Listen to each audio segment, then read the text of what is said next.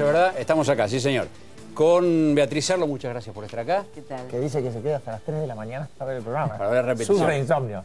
No, llego a las 3 de la mañana y engancho el programa. La ¿no? repetición de código. No es que me quede despierta así. No, me imagino. Gran amabilidad de su parte, muchas gracias. Y Horacio González, el director de la Biblioteca Nacional, gracias también por acompañarnos, González. Gracias. Vamos a mostrar, a ver, director, si esta vez acierto, los libros que acaban de sacar nuestros invitados. Beatriz Arlo, La audacia y el cálculo, Kirchner 2003-2010, está acá. ¿Sirve? Sí, sirvió. Editado por Sudamericana. Hay que leerlo, vale la pena. Y como bien nos decía Horacio González, antes fuera de cámara, hay algunos señalamientos sobre el show del periodismo y la política muy interesantes para quienes vivimos de esto. Y el de Horacio González, Kirchnerismo, una controversia cultural, editado por Coligüe. También hay que verlo, ¿eh? Porque la verdad que la mirada del kirchnerismo como fenómeno cultural, en un momento en que está todo tan en ebullición y parece solo una cuestión de política, de lucha de poder, de economía, de sindicalismo, de conflicto, verlo como, además, como lo que es profundamente un fenómeno cultural, parece que agrega una mirada bastante más interesante y menos habitual. Es una época, digo, hablábamos de la extraordinaria cantidad de literatura que se está haciendo y de ensayo que se está haciendo alrededor del kirchnerismo. Digo, alguno lo ha comparado con, no sé si el propio González, de algún modo, con el peronismo original, con la gestación de algo que puede dejar una huella en la sociedad argentina por muchos años. ¿Usted cómo lo ve? ¿Kirchnerismo o la literatura? No, el kirchnerismo que el kirchnerismo no, yo creo que es una variante del peronismo, que va a depender su destino de lo que suceda en los próximos 4 años. Creo que el peronismo tuvo una terrible desgracia porque Perón llegó viejo al poder, después de 18 años de proscripción. En los 70. En los 70. Llegó viejo al poder, llegó cuando todas las biografías que leemos, etcétera, muestran a un hombre que ya no estaba en condiciones de gobernar, además lo que estaba, el volcán que era la Argentina en ese momento. Y por otra parte muere sin terminar de trabar una alianza que tenía idealmente en la cabeza el radicalismo, pero que no se... O sea, la muerte en ese sentido fue cruel con el peronismo, con ese gobierno peronista. La muerte de Kirchner fue, digamos, esas bendiciones que la historia deberá interpretar. Ahora, es difícil entender una muerte como una bendición. Sin duda, pero cuando muere Mazarino y Luis XIV se convierte en el Rey Sol, la muerte esa es una muerte que fue para el antiguo régimen de Francia una bendición. Es decir, nunca la muerte de un hombre es una bendición en términos personales, para su familia, para su esposa, para sus hijos, para sus amigos. Lo que quiero decir es que cuando lo veamos históricamente, el kirchnerismo estaba en una picada vertiginosa. Y esa muerte hace, por un lado, que se reflexione sobre la figura de Néstor, que yo creo que fue un político realmente interesante, y por otro lado, crea un efecto de emoción social fuerte, y en tercer lugar, hace una nueva imagen de la presidenta. Hace una nueva imagen de la presidenta, que son la que todo el mundo reconoce hoy, digamos. Horacio González, tomando algo de lo que decía Beatriz Arlo, a ver, ese ismo del peronismo, el peronismo ha tenido en su historia muchos ismos, ¿forma parte de eso o se construye una nueva identidad dentro del peronismo? Bueno, es una de las grandes discusiones de adentro del kirchnerismo, de la frontera del kirchnerismo y de todos los que participamos en este tan importante momento político del país.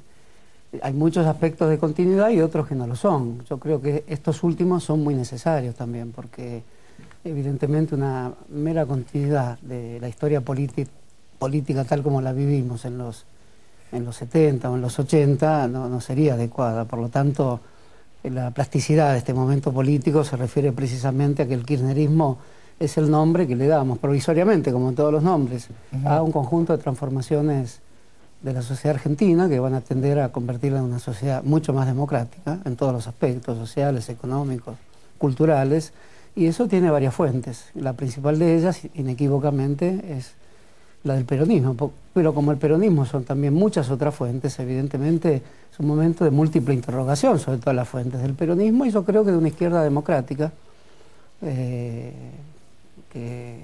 está de algún modo en las laterales de esto que está pasando, y que incluso no se define así. Quizás yo cometo cierto atrevimiento al definirla así, pero que sin duda tendrá que estar presente en configuraciones frentistas, digamos, que se deberían ver. Eso que usted marca, digamos, esa franja del espectro político, ideológico, social, sería lo que a juicio suyo puede ir perfilando la nueva identidad de este ciclo peronista, digamos. Bueno, la forma en que usted lo dice, si ya está de algún modo compuesta la respuesta, la identidad de un ciclo peronista. No sé cómo se va a llamar, creo que bueno, vamos a decirlo de este modo. Lo tengo que decir de alguna manera, pero está bien. Es que las maneras que buscábamos son parte del debate político y los nombres están abiertos. Eso es lo que hace interesante lo que está pasando. Sin duda la memoria peronista es la que llevan miles y miles de personas en este país, y es una memoria que tiene el carácter de un cimiento general que está hoy extendido en todas las fuerzas política. Hoy lo encontramos a Sabatella también diciendo que tiene memorias peronistas en su agrupamiento. Y la idea de pata peronista tiene varias décadas en la Argentina. Todo grupo quiere tener una pata peronista. Visto esto, el peronismo es un gran equipamiento de memorias vivas en la sociedad argentina. Y al mismo tiempo hay un partido que se llama justicialista. Bueno, eso es un dilema de la sociedad argentina hoy, exigida de nuevas composiciones frentistas que incorporarían al partido justicialista, pero no con menos razón un conjunto de formaciones nuevas que están bullendo en la sociedad argentina. Sin más aquellas que surgen de esta extraña paradoja de que la muerte de Kirchner, que tantos hemos lamentado en el plano personal, digamos, es como si hubiera desatado un territorio de preguntas que no dejan de ser angustiantes, porque hay una muerte de por medio y que sin embargo abren compuertas de la historia también, ¿no? Hay a propósito de estas identidades agregadas, ¿no? En este momento en el conglomerado que se llama kirchnerismo, que llamamos kirchnerismo, hay un sector fuerte, ese es el sector que viene del peronismo, o del peronismo clásico, que se queja por la falta de pureza, de esta especie de ruptura y de la irrupción de otras identidades que se mezclan, diluyendo un poco la identidad peronista. Esto es por ahí, de algún modo... La falta de pureza y los votos que se van a pelear en la provincia de Buenos Aires. Digamos, la falta de pureza es la fórmula elevada. Sí. Los votos que se van a pelear entre Sabatella y Scioli y Massa, si todavía llega en carrera, son los votos que se van a pelear. Exacto. Pero yo quisiera retomar la cuestión peronista en un punto. Porque aquí también lo que estamos viendo y lo que acabamos de escuchar con de Mendiguren es un viejo proyecto peronista que ha resurgido. Yo creo que Torcuato Di Itera debería estar muy contento en este momento. Él siempre apostó a que el peronismo se convirtiera en un partido laborista. Partido laborista, ¿qué quiere decir? Un partido que tiene una columna vertebral muy sólida en los sindicatos. A la presidenta puede no gustarle Moyano, puede preferir Martínez, como se dice algún comentarista hoy, etcétera. Pero lo que no puede hacer es prescindir de ese fortalecimiento del movimiento sindical hoy. Que no puede hacerlo. No puede hacerlo. Es decir, no es que no prescinde de hecho, sino que si se le ocurría prescindir, se acabaría la paz social que tanto valora la presidenta. Lo que tiene que hacer más bien es darle un manual de instrucciones a los muchachos de los sindicatos para que no maten a un ferroviario tercerizado en una manifestación.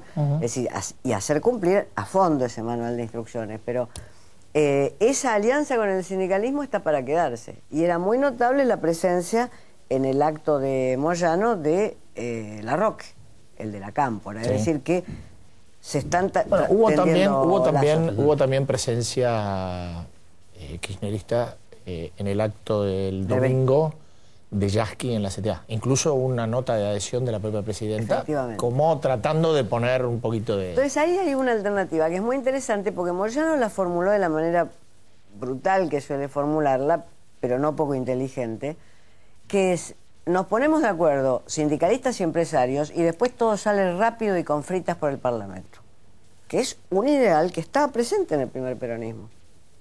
Que es lo que se llamó en un determinado momento el ideal corporativo, que no quiere decir necesariamente ni fascista ni ninguna otra cosa, sino más bien el idea de que el cuerpo de las decisiones, que las decisiones las tome un cuerpo que no sea el cuerpo político, sino el cuerpo de los actores sociales y los poderes fácticos. No necesariamente hay que unirlo a ninguna palabra condenada por la historia. Ese ideal está presente, la presidenta se siente mucho más